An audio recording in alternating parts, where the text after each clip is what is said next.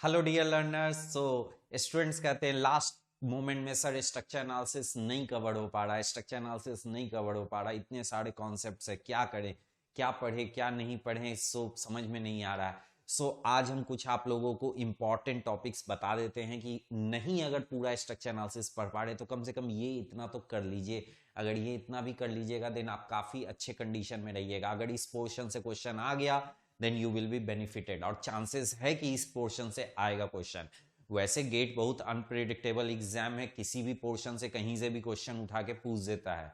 Is it clear? सो आप लोगों को ये करना चाहिए कि पूरा सिलेबस कंप्लीट करना चाहिए, बट अगर नहीं कर पा रहे हैं टाइम कंस्ट्रेंट या फिर किसी अदर रीजन से, तो कितना कोर्स कर लीजिए कि आप लोगों को ज्यादा से ज्यादा एडवांटेज मिल सके।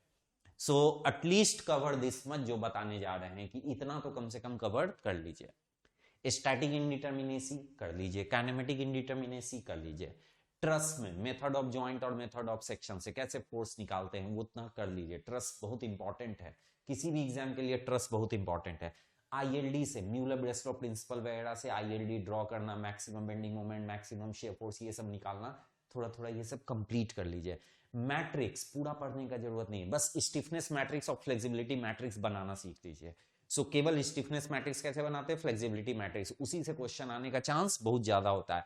थ्री हिंज्ड आर्च बहुत ही सिंपल है, थ्री हिंज्ड आर्च में कुछ नहीं होता है। थ्री हिंज्ड आर्च का आईएलडी जरूर देख लीजिएगा, जब आईएलडी पूरा पढ़िएगा ही तो थ्री हिंज्ड आर्च का आईएलडी, क्योंकि गेट क्या करता है आईएलडी और थ्री हिंज को दोनों को मर्ज करके एक क्वेश्चन बना देता है।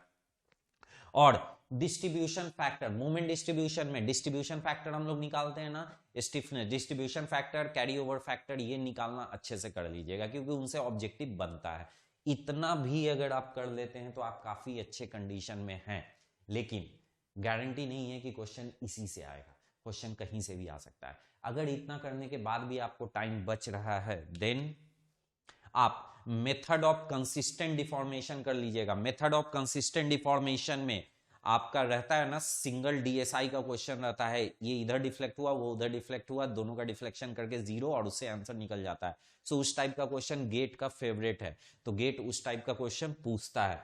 स्लोप डिफ्लेक्शन मेथड थोड़ा बहुत देख लीजिएगा, स्लोप डिफ्लेक्शन का सिंपल सा क्वेश्चन भी बनाया जा सकता है, तो एग्जाम में आ सकता है। और मोमेंट डिस्ट्रीब्यूशन तो ऑलवेज जितना पढ़िएगा मोमेंट डिस्ट्रीब्यूशन उतना आपका स्ट्रांग होगा। सो अगर आप इतना भी कर लेते हैं, इस पैटर्न पे भी, इस स्ट्रैटेजी पे भी चलते हैं, देन हो सकता है कि आपको एग्जाम में, और ये सब कुछ पॉसिबिलिटी की बात है, ये सब श्योर शॉट नहीं है, ठीक है। श्योर शॉट तो एक ही चीज है कि आपको फुल सिलेबस पढ़ना है। ये जितना भी हम बता रहे हैं इससे प्रोबेबिलिटी बढ़ता है, क्लियर। बस चांस की बात है, अगर चांस लग गया तो अच्छी बात है, नहीं लगा तो ऐसे भी आपसे नहीं बन रहा था क्वेश्चन एग्जाम में।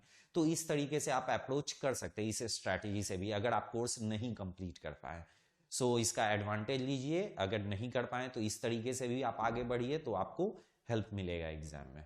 So hope you people will take advantage of this.